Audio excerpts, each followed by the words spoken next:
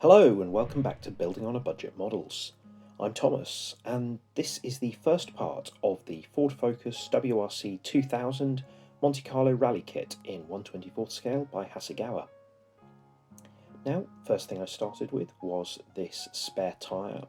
Unfortunately it's moulded in plastic so needs to be painted. I used some Tamiya rubber black. All of these had already been sprayed in gloss white. There's also then this kind of holder section that goes at the back. The tyre fits on top of that. Painted the middle of that in flat black, and I used this clip to secure it into place. Then this centre section here and the gear shifter, which goes into that very easily. Now the kick plates here that go on either side, they're actually carbon fibre in the real car. I chose not to use carbon fibre decals for this. Unfortunately, the fire extinguisher is moulded into place. I wanted it to be silver, but I chose red in order to help it stand out. There's some little decals that go onto that, and then it also fits into place. I used super glue here. Now the dash was done in matte black, and then I added some anthracite to the top. There's a couple of decals that go on either side, and I also used some colours to highlight some of the buttons in the middle. The seats were done in semi-gloss black and anthracite.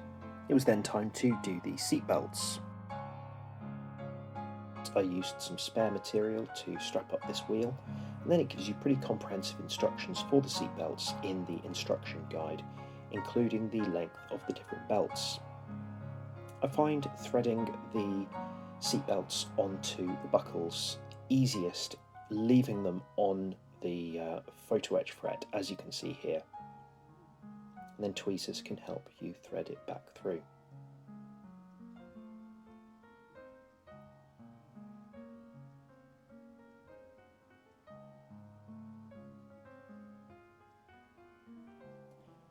Some of the holes on the seat did need to be widened slightly to fit the seat belts through.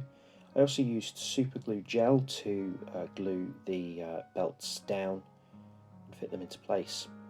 There's one here on the shoulders that goes through both sides and creates this loop at the back, which you then put another buckle on and then fit that to the roll cage.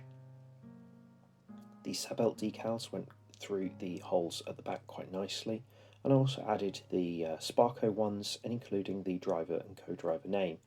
In this case, Colin McRae and Nicky Grist.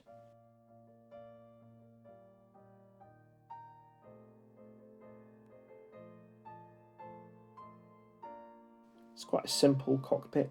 For instance, it doesn't have pedals, but it looks quite nice when finished.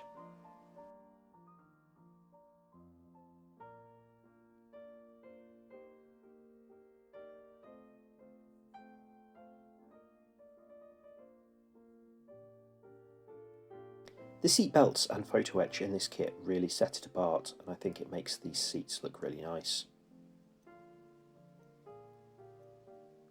I painted the underside of the seats in iron, and then there's some very small holes for the seat belts to strap to. It's a nice little detail. The roll cage is in a few different parts. This one, the belts pass through the middle, so I did that here, and then they fit to this kind of triangular piece at the back. So I threaded them through and used a little bit more super glue gel to attach them on.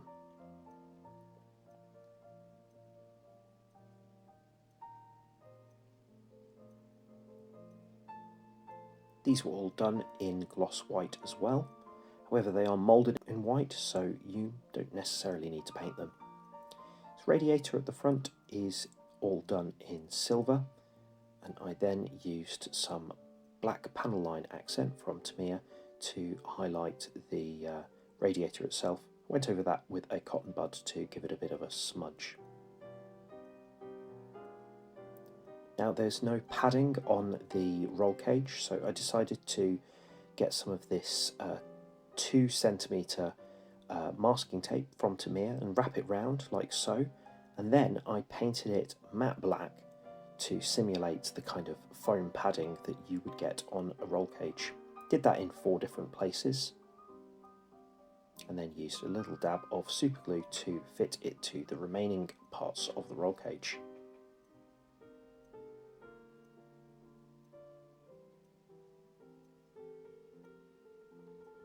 The doors have got the roll cage moulded to them, so I painted this all in white and then went around in semi-gloss black. These parts should be carbon fibre in the real car, but you know, you won't really see them that well once the bodywork is on. These fit nicely to the sides of the roll cage. A little bit of Tamiya cement helped secure those nicely. Now I painted the underside according to the instructions. It was already painted in gloss white. These panels here at the back have got little screws in them, which I went over with a little dab of silver.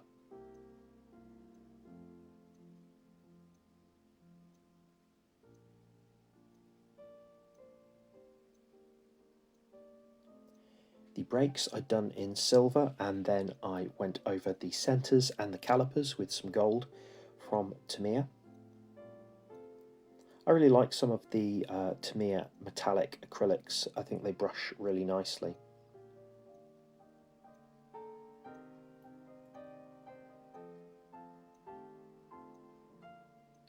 The kit provides you with more brakes than you need. I think some of them may be for different versions of the car.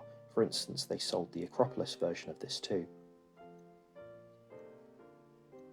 These suspension parts were done in silver, and then I did the tops of them in semi-gloss black, and also a small bit in gold. As I showed in a previous video, using a red Sharpie like this lets you colour in the springs really easily.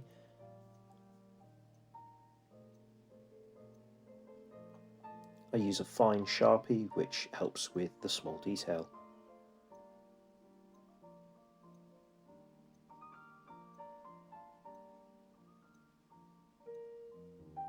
Now there's then this small pin which goes in here on either side for the steering mechanism.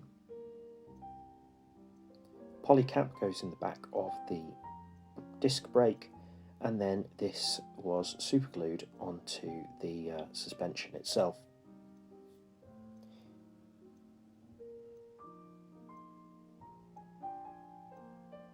For the rear, it's kind of the same, except the disc brakes are slightly smaller, and obviously there's no steering pin on the suspension arm. Now I found it easiest to put this steering part on before trying to fit it into the car. This clips on quite nicely.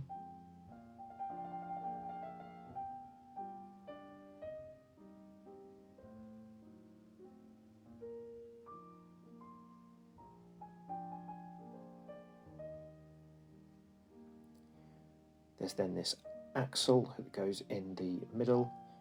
A lot of this detail will be hidden by a skid plate, so I'm not going into these with a huge amount of detail.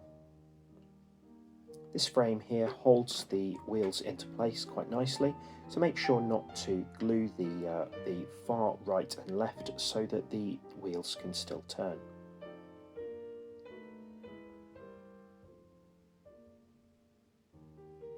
The rear goes together very similarly, except that there's no steering parts.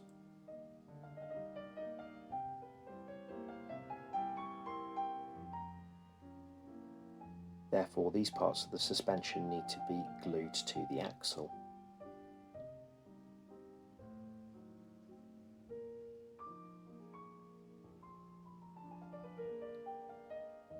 And the frame goes over the top, keeping this all in place. And then there's this skid plate here, which is a bit large and ugly, unfortunately. That was all done in silver. I might add some weathering to that later on. You could leave this off if preferred, but it would expose the fact that there's no engine detail. Then the exhaust, for some reason, doesn't have a hole, so I used this mini drill to drill into the end, firstly with a 1mm and then a 2mm drill bit.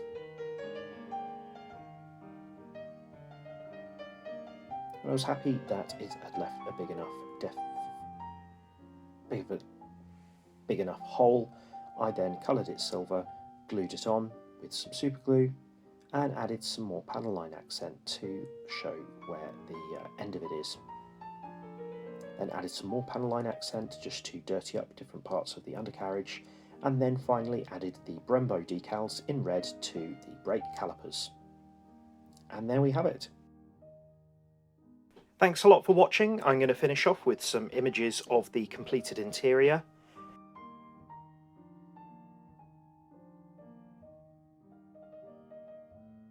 Next part, I'm going to be working on the exterior and putting it all together, hopefully with a little more finesse than the man himself. Thanks a lot for watching. Please do like, share and subscribe, and I'll see you soon.